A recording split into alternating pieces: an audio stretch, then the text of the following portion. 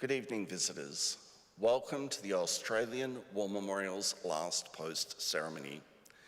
My name is Troy Clayton, and joining us today from the Australian Army is Gunner Kieran Pollett. We warmly welcome the family of Corporal Charles Heather, who are in attendance today, and those that are watching the live stream of this ceremony. His story will be told shortly. We warmly welcome the delegation from the Royal New South Wales Regiment, 1st 19th Battalion Charlie Company, and Papua New Guinea Defence Force Air Transportation Wing.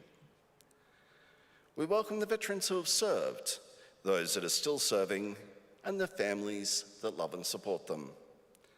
The live stream of this ceremony is made possible by the Return and Services League of Australia and the RSL and Services Clubs Association. We welcome members who are watching the broadcast of this ceremony across Australia. During this evening's ceremony, wreaths will be laid at the base of the Pool of Reflection by family and visitors to the memorial. If you're able, please stand and join in singing the National Anthem.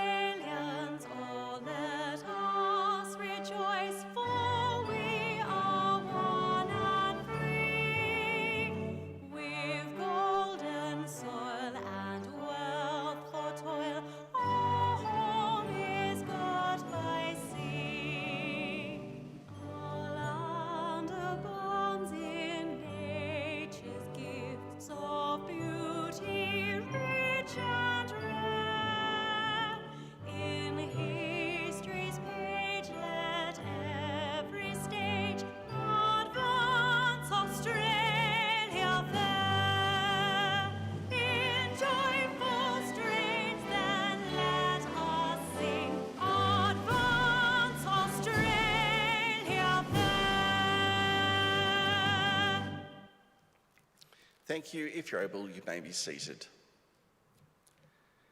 The Australian War Memorial was the vision of Charles Bean, Australia's First World War official historian. Bean landed with the Australian troops on Gallipoli and stayed with them at the front through to the end of the war. The idea of this national memorial and museum came to him at Pozières, France, in the depths of the bloody fighting of 1916. Bean's idea was that this would be a place where families and friends could mourn their loved ones buried in faraway places. It would also be a place that could help all Australians understand what these men and women had endured and what they had done for us. Bean's vision, to which we remain true, is best expressed as inscribed in the entrance to the memorial's galleries. Here is their spirit, in the heart of the land they loved, and here we guard the record which they themselves made. Tonight, we'll read the story behind just one of those on the Roll of Honour, which lists the names of more than 103,000 men and women who have given their lives for us in war and in operations for more than a century. But first we present a lament, Flowers of the Forest. Wreaths or floral tributes will now be laid at the base of the Pool of Reflection.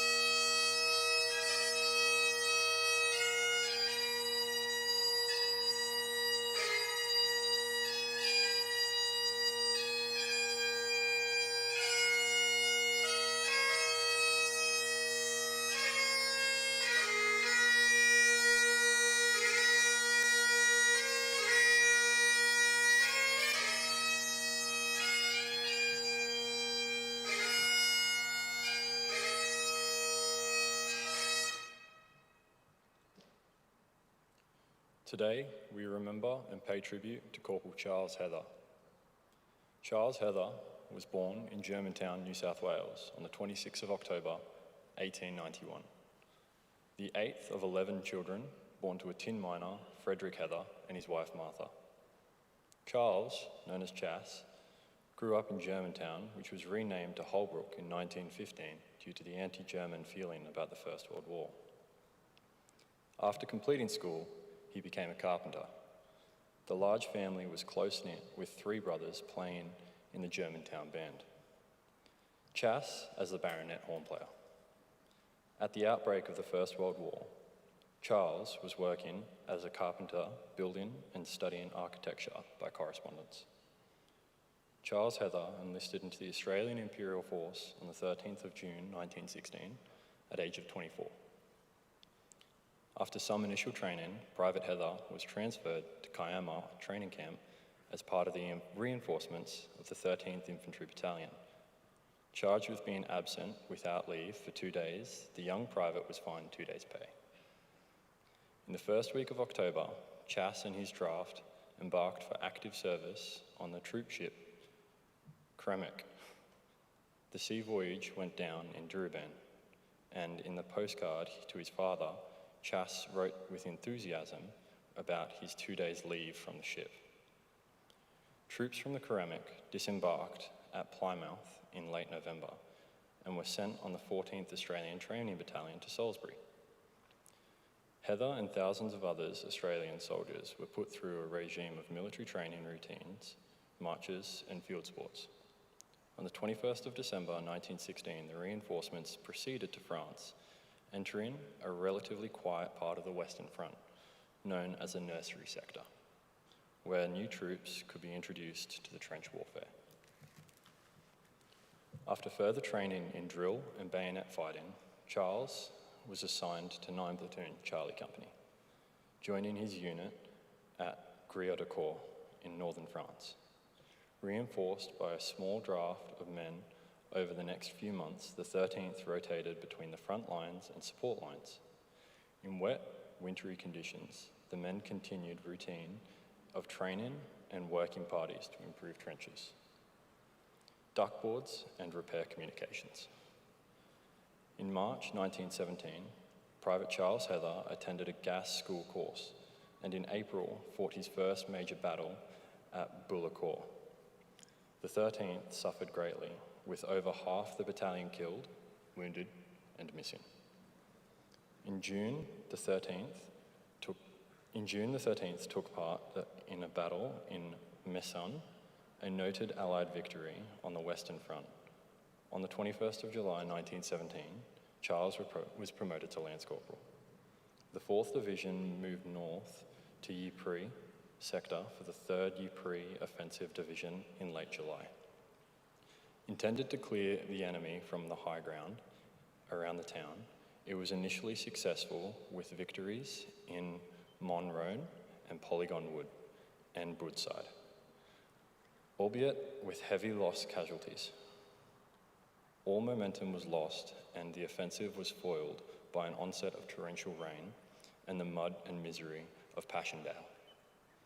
Chas wrote home often, sending small gifts to his parents, siblings, always in good spirits, and described himself as in the best of health. On the 10th of November, Chas was given 3 weeks' leave, likely to rest in France or England. Rejoining his unit in December in 1917, Chas voted in the second conscription referendum and was promoted to corporal. Chas and his unit endured another winter on the Western Front amid snowstorms with daily orders from men to rub their feet and attend foot inspections. Again, the men from the 13th rotated between front line and support line. In March, the Germans launched an offensive between Arras and the Somme. The AIF was rushed south to plug gaps in the crumbling British line. The 13th Battalion plugged the gap at the line of the Hardenberg. On the evening of the 26th March 1918, Corporal Heather went out on a patrol party, acting as a scout 30 yards ahead of his platoon. He spotted an enemy raised an alarm and was almost immediately shot in the head. He was killed instantly. He was 26 years old.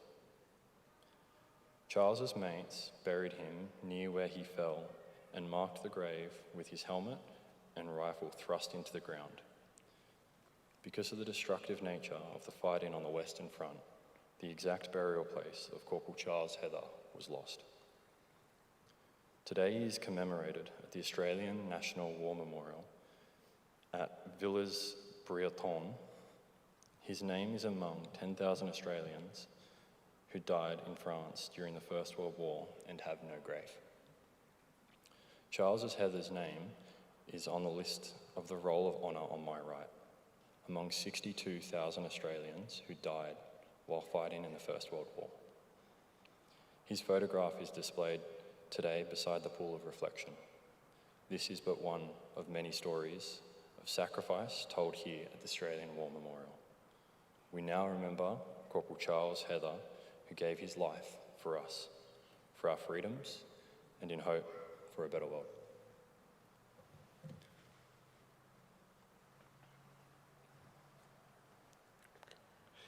Please stand for the reading of the Ode and the sounding of the last post.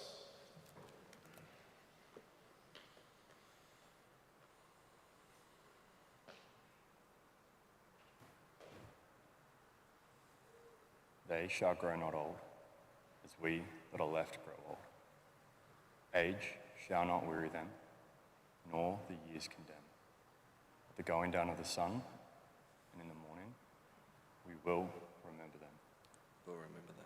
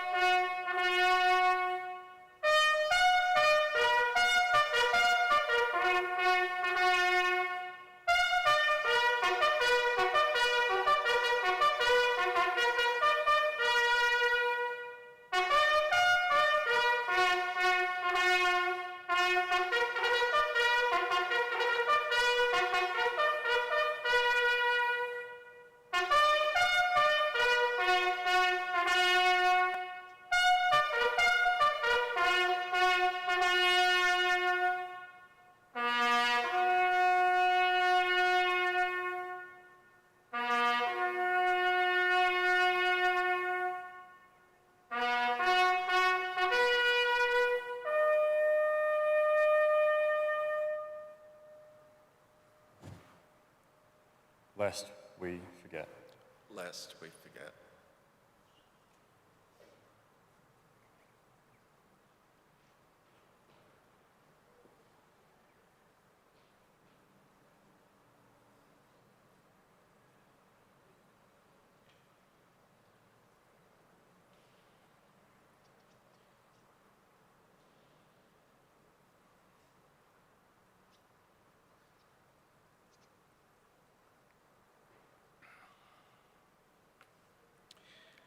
We leave you this evening with the words of the memorial's founder, Charles Bean.